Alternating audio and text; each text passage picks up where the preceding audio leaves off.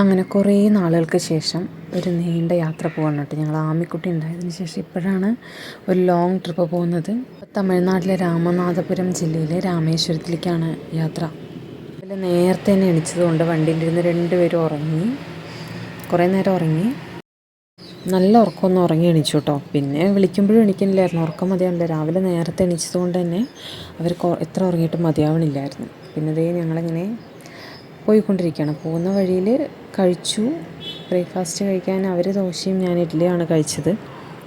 ഇത്രയും വലിയ ദോശ എന്തായാലും അവർ കഴിക്കില്ല, അതുകൊണ്ട് ഞാൻ 2 ഇഡ്ഡലിയേ പറഞ്ഞുള്ളൂ. ബാക്കി എന്തായാലും അവരെനിക്ക് തരും.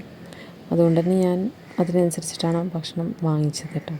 പിന്നെ അതൊക്കെ കഴിച്ചൊക്കെ കഴിഞ്ഞ് വീണ്ടും ഞങ്ങൾ യാത്ര തുടർന്നു. അപ്പോൾ ഒരുപാട് നേരം രാവിലെ പോയിട്ട് വൈകുന്നേരമാണ് അവിടെ എത്തിയത്. അപ്പോൾ നമ്മളൊരു 3 പേരുണ്ടായിരുന്നു, 3 ഫാമിലി ഉണ്ടായിരുന്നു. റോഡൊക്കെ നല്ല റോഡായിരുന്നു കേട്ടോ, ഒരു കുഴപ്പമില്ലായിരുന്നു. പോകാൻ വലിയ ബുദ്ധിമുട്ടൊന്നുമില്ല. ഇടയ്ക്കൊക്കെ ഒന്ന് നിർത്തി ഞങ്ങളിങ്ങനെ വൈകുന്നേരം ആകുമ്പോൾ പോയത്. പിന്നെ ഇവരുടെ ഉറക്കമൊക്കെ കഴിഞ്ഞു. ബ്രേക്ക്ഫാസ്റ്റ് കഴിച്ച് കഴിഞ്ഞാൽ പിന്നെ അങ്ങനെ കിടന്ന് ഉറങ്ങിയൊന്നുമില്ല. പിന്നെ ഈ കാണുന്ന ഉച്ചയായിട്ടോ, ഉച്ചയ്ക്ക് കഴിക്കുന്ന ഞാൻ കുറച്ച് പുളിച്ചോറ് എടുത്തിട്ടുണ്ടായിരുന്നു, പുളി സാധനം ഉണ്ടാക്കി എടുത്തിട്ടുണ്ടായിരുന്നു.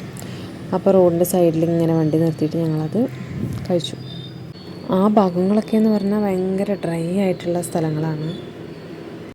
ഒരു പച്ചപ്പും ഒന്നും കണ്ടില്ല. പിന്നെ ആ ട്രെയിൻ പോകുന്നുണ്ടപ്പോൾ അതും ഞാനെടുത്തു.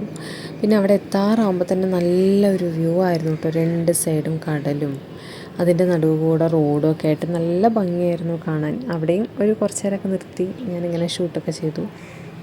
കടലിൻ്റെ റോഡിൻ്റെ സൈഡിലൂടെ പനകളുണ്ടായിരുന്നു കേട്ടോ. അപ്പോൾ അതൊക്കെ കൂടെ ആകുമ്പോൾ നല്ല ഭംഗിയായിരുന്നു കാണാൻ. ഇറങ്ങാമെന്ന് വിചാരിച്ചു, പിന്നെ ഇറങ്ങിയില്ല. ഇങ്ങനെ കണ്ടിട്ട് കുറച്ച് നേരം അവരവിടെ പോയി നോക്കി പോകാൻ പറ്റുമോ എങ്ങനെയാണെന്നൊക്കെ. അപ്പോൾ കുറേ പേര് അവിടെയൊക്കെ നിന്ന് കളിക്കണ്ടായിരുന്നു, പിന്നെ നിന്നില്ല. നമ്മുടെ രാജ്യത്തെ എൻജിനീയറിങ് വിസ്മയങ്ങളിൽപ്പെട്ട ഒന്നാണ് ഈ പാമ്പൻ പാലം. അതും ഞങ്ങൾ കണ്ടു. പോകുന്ന വഴി തന്നെ റോഡ് സൈഡിൽ വണ്ടിയൊക്കെ നിർത്തി ഞങ്ങളത് കണ്ടു. അപ്പോൾ രാജ്യത്തെ ആദ്യ വെർട്ടിക്കൽ ലിഫ്റ്റ് കടൽപ്പാലം എന്നൊക്കെയാണ് ഇതിന് പറയുന്നത് കേട്ടോ. 99 തൂണുകൾ കൊണ്ട് നിർമ്മിച്ചിരിക്കുന്നതാണ്.